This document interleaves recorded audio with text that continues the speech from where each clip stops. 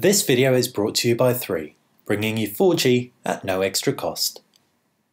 Hey guys, welcome to BTech. It's Basil here with a Samsung Galaxy Alpha and a Sony Xperia Z1 Compact. The Z1 Compact is fun, waterproof, quad-core, powerful, 2GB of RAM in a small form factor. Sony really did gain a lot of fans by keeping things small and still keeping things very powerful.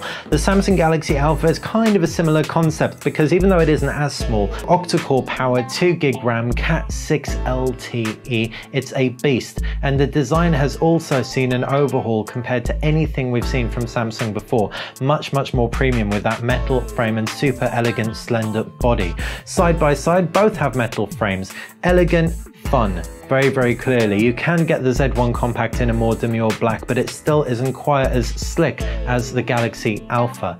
You can see as far as design highlights go, on the right hand side of the Z1 Compact, you've got a power button and a volume rocker, a fiddly 2-stage camera button that we'd probably avoid using, and you've also got a lanyard connector, a speaker at the base, and it's worth noting both these speakers are easy to cover up, unfortunately. The Samsung Galaxy Alpha is even more so than the Sony Xperia Z1 Compacts. On the left hand side, all the ports, these are under flaps because this is waterproof. You've also got a magnetic charging connector. Up at the top is a 3.5mm jack, and on the reverse a 20.7 megapixel rear facing camera and flash NFC contact point, and that magnificent yellow color. On the Samsung Galaxy Alpha, 4.7-inch Super AMOLED display, front facing 2 megapixel camera, power button and 2 capacitive buttons either side. Right hand side, like we said, you've got that really nice chamfered edge, and the actual side just dips in very nicely from the top either side, making for a subtle groove for your thumb. You've also got a power button and no buttons down below, but it rounds off nicely to a micro USB connector, that very easy to cover up speaker, one of the microphones, the other mic is up top so it'll record stereo audio, and you've also got a 3.5mm jack. Volume rocker on the left hand side. On the flip side, you've got a 12 megapixel rear facing camera, heart rate sensor and flash. You can remove the back cover, take out that 1860 milliamp battery. Both of these phones are great in the hand. They're solid, they're not heavy, but they're heavy enough to make you realize that they are some decent bits of kit. Neither of them feel particularly hollow, and yeah, really recommended on the design front. As far as the screens go, the Sony Xperia Z1 Compact is a little bit sharper, and given the fact you've got the same resolution at 4.3 inches, and it's an LCD panel by contrast to the Super AMOLED panel on the Galaxy Alpha.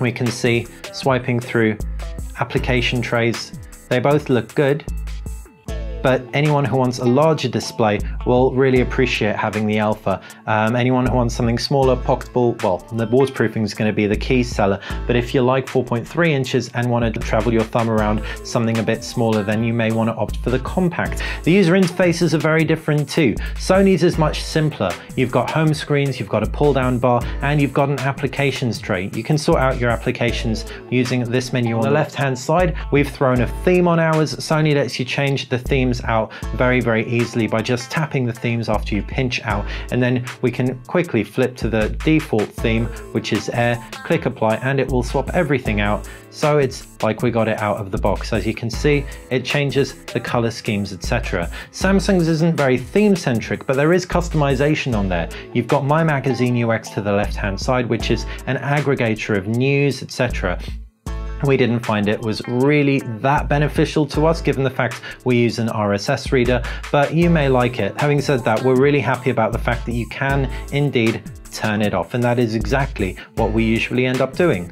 You've got widgets on here as well, obviously being Android, pull down bar with an S Finder and Quick Connect option. The S Finder will search your phone, Quick Connect, connect to other wireless devices. Settings can be accessed through there too. 2-finger pull down for quick settings, and the application tray is all very predictable. So Android on both, the latest versions of Android no less. App support will be identical across both. The Samsung Galaxy Alpha does offer a heart rate monitor, so may have tighter integration with fitness apps, and also you do have fitness apps bundled in if you buy the phone, but generally speaking the applications and user interface will be very like for like. As far as performance goes, despite the fact you've got different chipsets on these phones, they're gonna run without any hitches. 2 GB of RAM on both is ample for those 720p screens, as is the processing power. Snapdragon 800 processor on the Sony Xperia Z1 Compact, Exynos 5 Octa on the Samsung Galaxy Alpha. The Exynos 5 Octa, by the way, is comprised of 2 quad-core processors. One is 1.8 GHz and one is 1.3 GHz. Performance-wise, you're also gonna get that Cat 6 LTE, which will boost your download speeds.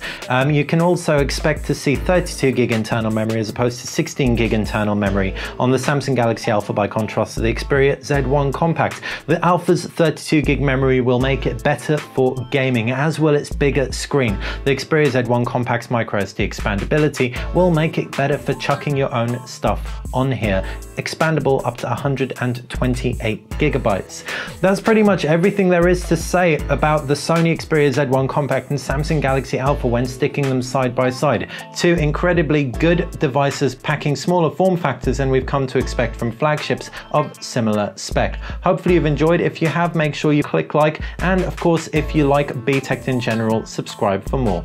Thanks for watching.